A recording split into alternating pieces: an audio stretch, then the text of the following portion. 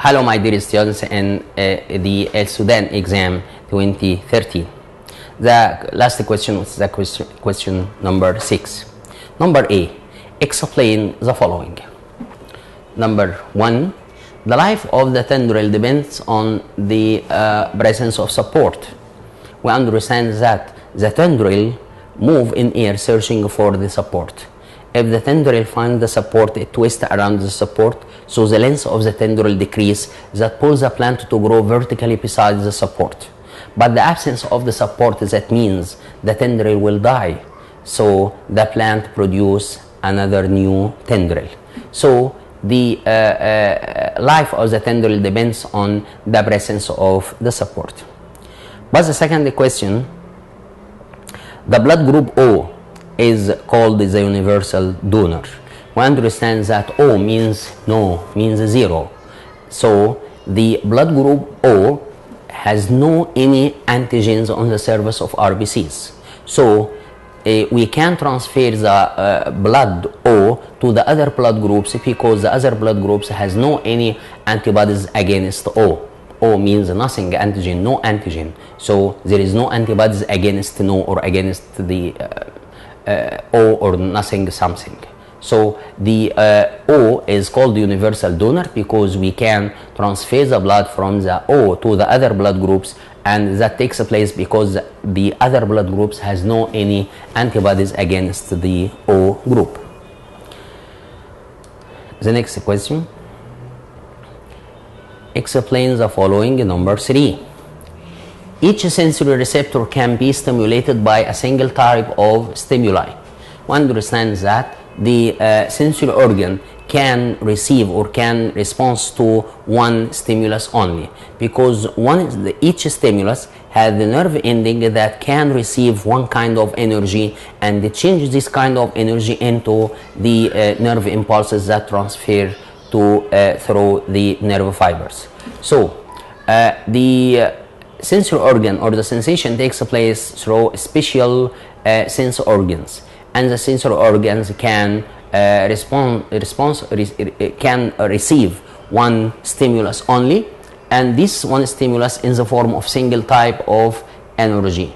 This energy can change into the action potential or nerve impulses can pass through the nerve fiber. But the last part of the explain the following in the A, question 6, number A, the wall of the alveoli are considered at the actual respiratory surface. One understands that the respiration takes place between the blood inside the blood capillaries and the thin layer of water that lines the alveoli. One understands that the alveoli are surrounded by a huge number of blood capillaries, and the exchange of gases takes place between the blood inside the blood capillaries and the thin layer of water that lines the alveoli internally. Therefore, the alveoli, the wall of the alveoli act at the actual respiratory surface. The next question, study the opposite figure and answer the following question. This figure containing cells lines the seminiferous tubules. One understands that the seminiferous tubules inside the human testes.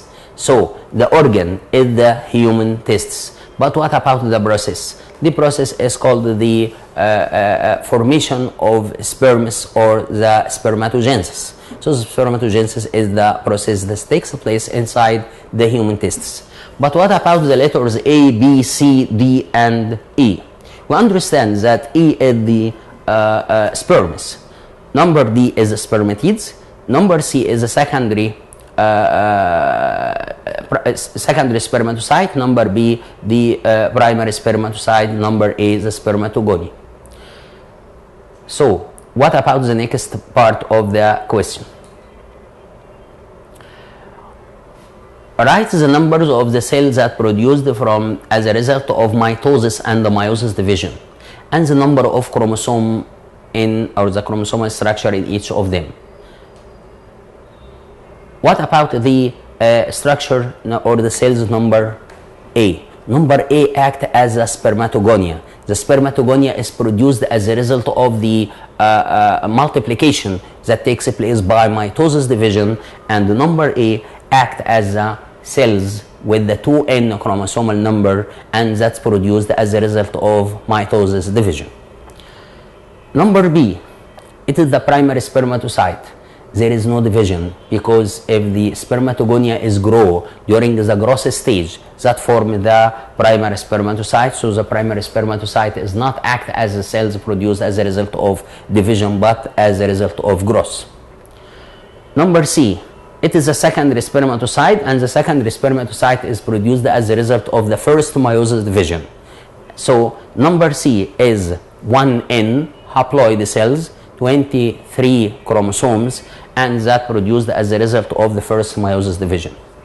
If the secondary spermatocyte divide, it produces the spermatids number D. So the spermatid number D, so C and number D, they produced as a result of meiosis division, and each of them haploid.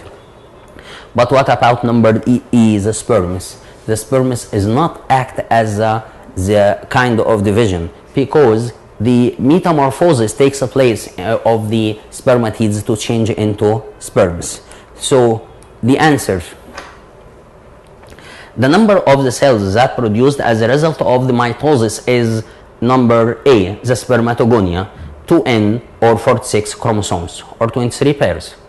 The numbers of the cells that produced as a result of meiosis division is number C, secondary spermatocyte, 1N or haploid, and number D, spermatids, 1N or haploid, each containing 23 chromosomes. The next question, explain how to get each of the following. The formation of trypsin enzyme. We understand that the trypsin enzyme is formed as a result of adding the enterokinase, which act as a coenzyme on the trypsinogen enzyme. We understand that the trypsinogen is secreted from the pancreas and pass through the pancreatic duct to reach the duodenum, where the secretion of the enterokinase that activates the trypsinogen into trypsin. So we can get the presence of active trypsin by the adding of the enterokinase on trypsinogen enzyme, and that normally takes place inside the duodenum. Number B, the fraternal twins. Fraternal twins means the fertilization of two ova with two different sperms. So if we get two ova from one mother and each ovum is fertilized with sperm, so the fertilization of the two ova, which are get from the same mother, and they fertilized with the two sperms from the father, that will produce the twins or two fraternal twins. The two fraternal twins may be similar in sex or different, may be connected with the or each of them is connected with the different placenta. Each has its own placenta, and they may have the same blood group or different, because they act as two twins or two fraternal twins similar to each other, may be similar in each other or not. But the identical twins, which is called the monozygotic, that's formed as a result of the fertilization of one ovum and with one sperm, and that produce two individuals similar to each other genetically. But the fraternal twins or the dizygotic twins is formed or they are formed as a result of the fertilization of two ova with two sperms. Mention the importance of each of the following. The diaphragm muscle. We understand that the diaphragm is the main muscle of the mechanism of respiration. The diaphragm, in the case of act as a concave muscle. During the inhalation, the diaphragm contracts to move downward, and the intercostal muscles at the same time contract to allow the ribcage to move upward and outside. That increase the chest cavity. So the pressure inside the lungs decrease, so the air get inside the lungs.